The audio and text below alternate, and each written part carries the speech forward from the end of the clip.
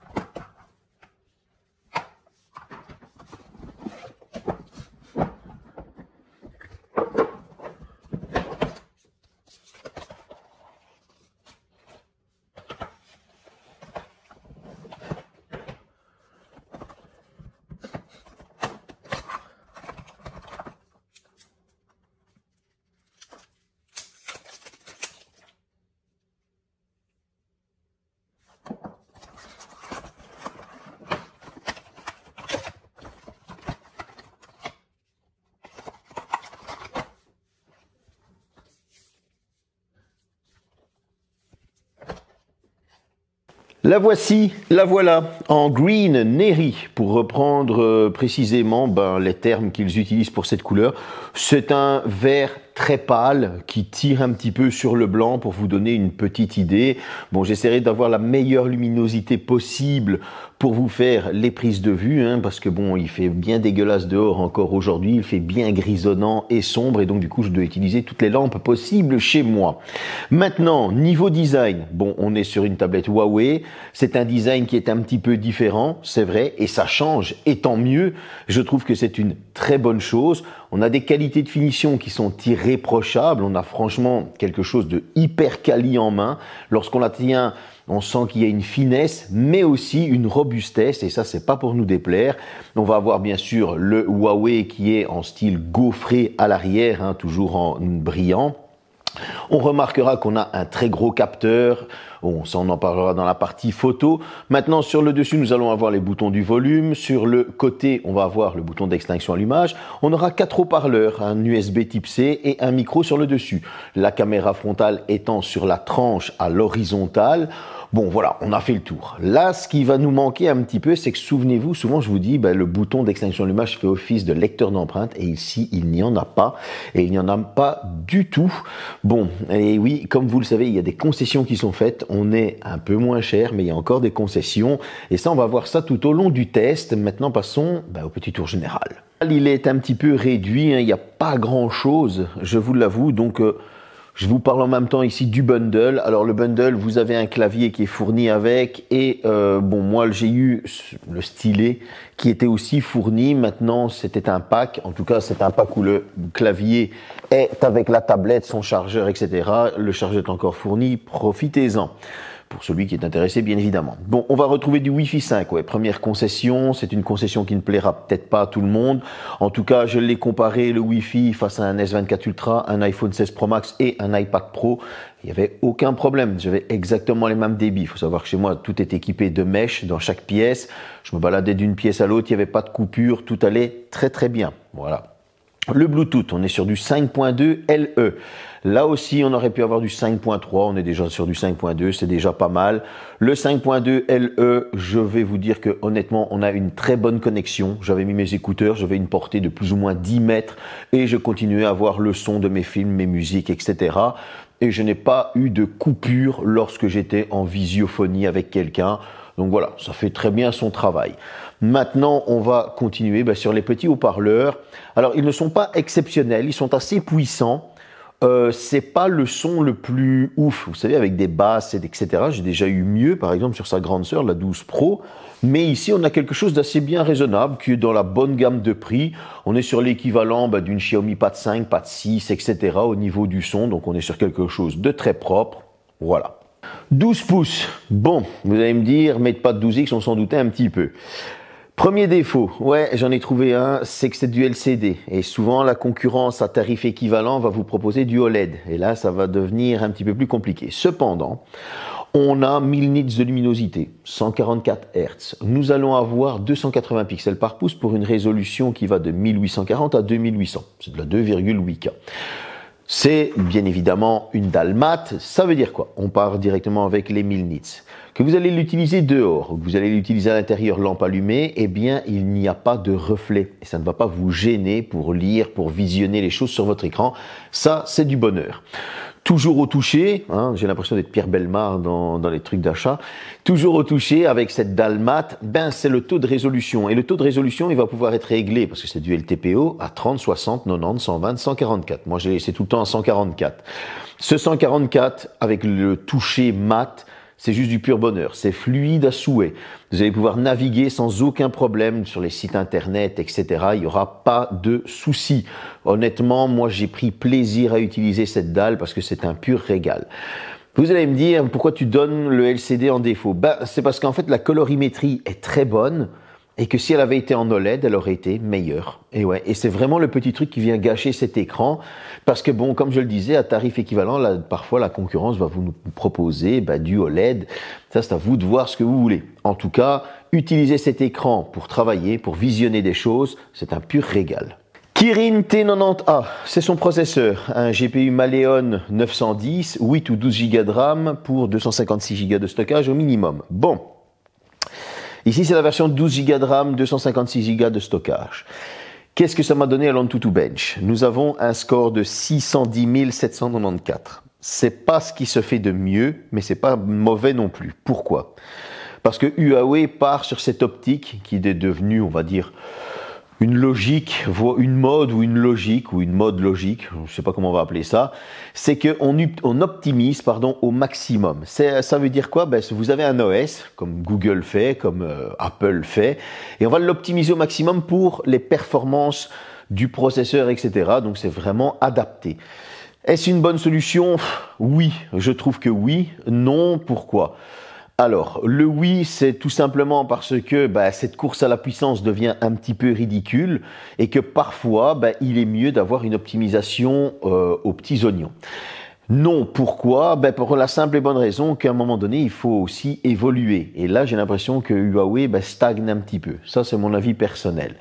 Alors, maintenant, qu'est-ce que ça a donné au Geekbench? Un score de 1230 au simple cœur et un score de 3453 au multicœur. Ça veut dire que cette tablette va être totalement multitâche, il n'y aura aucun souci. Ce n'est pas le genre de tablette qui va vous laisser tomber du jour au lendemain où ça va commencer à ramer, etc. Moi, j'ai essayé de la pousser au maximum et j'ai pas réussi. Vous allez pouvoir avoir des petites fenêtres flottantes sans aucun problème, ça ne ralentit pas la tablette. Donc on a vraiment quelque chose avec laquelle, au niveau tablette, on va pouvoir travailler sans aucun souci. Mais aussi jouer, et oui, parce que j'ai pu faire tourner tout simplement du Asphalt 9 et ça, ça a été une belle surprise. Parce qu'on avait franchement de bons graphismes, c'était assez sympa, fluide et les temps de chargement étaient assez courts. Au niveau de Fortnite, je vais vous conseiller de jouer en graphisme, on va dire élevé, et on va regarder du 30 fps pour avoir tout simplement la meilleure fluidité possible et les FPS les plus stables possibles. Parce que au début, elle vous propose max 20 ou 30 FPS avec un petit chipotage ou un bidouillage, comme on dit aussi. Vous allez pouvoir monter en 45 FPS et là, c'est pas stable du tout. Donc, gardez les graphismes proposés par le jeu dès le départ, mettez-les en 30 FPS et vous allez avoir quelque chose de stable et de très jouable. Il n'y aura pas de problème. On aura aussi une température qui était assez sympa parce qu'elle ne dépassait pas les 44 degrés. Donc pour moi, ça, c'est validé de ce côté-là. On a une tablette avec laquelle on peut travailler sans aucun souci. Et pour celui qui a envie de se faire une petite game, il n'y a pas de souci non plus. Cependant, attention toutefois, et oui, service Google oblige un manquant, soit vous les installez, soit il faudra passer par des APK et certains jeux ne s'installent pas. On est sur la dernière version d'HarmonyOS. Bon. Qu'est-ce que je peux dire sur HarmonyOS? Bon, vous le savez, il y a l'absence des services Google que l'on peut installer d'une manière qui n'est pas, on va dire, légal, mais qui est installable. Vous allez avoir aussi tout ce qui est Aurora Store, Gbox, etc. Et là, c'est une manière un petit peu, on va dire, spartiate pour installer les choses. Mais en tout cas, c'est toujours disponible. Ce que moi je remarque, c'est en ayant une tablette Google, en Android, en ayant une tablette iPad avec iOS, j'ai été surpris de prendre plaisir à utiliser HarmonyOS, qui parfois, j'ai l'impression, est beaucoup plus intuitif que iOS, enfin iPadOS ou que simplement l'Android sur tablette. Et ça, c'est un point fort d'HarmonyOS, parce que souvent, j'en parle pas beaucoup d'HarmonyOS, et ici, je me suis dit, comme j'ai déjà testé la grande sœur de ça, je vais en parler. Eh bien, HarmonyOS, j'ai trouvé qu'il est franchement très utilisable au quotidien. Alors, installer les services Google, vous tapez ça sur Google, vous allez trouver tout de suite, ça se fait en deux, trois clics. Voilà, pour celui qui a envie de se creuser un petit peu plus la tête, ça va assez vite. Vous avez les stores alternatifs pour pouvoir installer les choses et ça se trouve assez facilement. Donc au final, on a quand même quelque chose qui est exploitable. Oui, il y a des concessions qui sont faites, on va dire matérielles pour le hardware, mais pour ce qui est des services Google, vous allez pouvoir l'installer sans aucun souci et il n'y aura pas de problème par la suite. Maintenant, là où j'ai trouvé un petit défaut, c'est le nombre d'applications préinstallées. Alors là, c'est un record. J'en ai compté 39. Ça, c'est juste énorme. 39 applications préinstallées, ça c'est vraiment un petit peu trop. Et bon, vous allez me dire, on peut les désinstaller. Oui, c'est vrai, mais ça fait beaucoup quand même. La photo, une des parties souvent les moins poussées sur une tablette. Et là, cette fois-ci, c'est clairement le cas. On va retrouver à l'arrière un premier capteur de 13 mégapixels ouverture 1.8, un deuxième capteur 8 mégapixels ultra grand angle ouverture 2.2 et à l'avant une 8 mégapixels ouverture 2.2. Bon, parlons tout d'abord du selfie. Vous allez vous contenter uniquement du selfie. En effet, il n'y a pas d'effet bokeh, donc le mode portrait, on oublie. Vous n'allez avoir que le selfie. Il est correct. On a des teints qui sont naturels, on n'a pas trop de retouches. On a la tête qu'on mérite et c'est comme ça. Maintenant, de l'autre côté, vous allez pouvoir zoomer jusqu'en zoom x10 à partir de l'ultra grand angle. J'ai envie de dire que l'ultra grand angle est propre, que le zoom x1 est propre. Après, ça devient pas terrible. Le zoom x2 reste encore correct. Mais quand on part vers le zoom x5 et x10, là c'est pas très beau, c'est vraiment plein de bruit dans l'image, donc c'est une bouillie de pixels, enfin en tout cas je trouve, et c'est pas top. Maintenant, on continue sur la vidéo. Vous allez pouvoir filmer jusqu'en 4K 30 fps. Tout d'abord, on passe par la 1080p 60 fps, je l'ai trouvé un petit peu flou.